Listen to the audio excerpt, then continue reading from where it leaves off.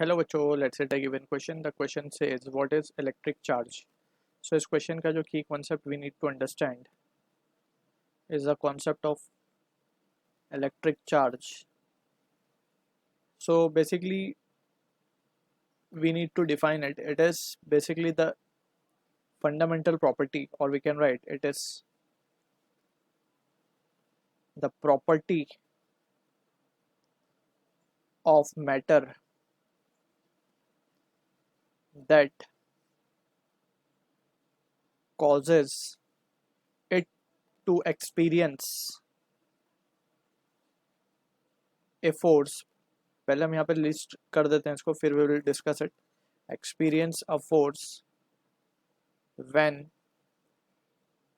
placed in electric and magnetic field. ठीक है. तो यहाँ पे हमें समझना ये होगा कि ये एक प्रॉपर्टी है मैटर की. यानी कि अगर हम मान लें, let's suppose we have a body, ये कोई एक पार्टिकल है हमारे पास. अब हमें पता नहीं इसके ऊपर कोई चार्ज है या नहीं, ठीक है. और हमने इसको कहीं इलेक्ट्रिक फील्ड के पास रख दिया. अब इलेक्ट्रिक फील्ड एग्जैक्टली क्या है एंड मैग्नेटिक फील्ड क्या है, this we will be studying in depth in higher classes. अभी हमें ये याद रखना है कि जो चार्ज होते हैं वो इलेक्ट्रिक फील्ड भी प्रोड्यूस करते हैं, ठीक है.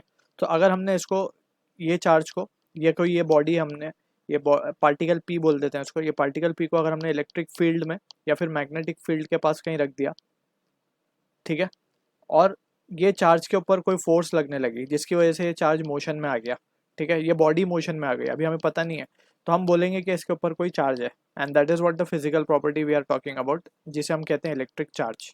ठीक. सो दिस इज, अब ये चार्ज पॉजिटिव भी हो सकता है और इट कैन बी नेगेटिव.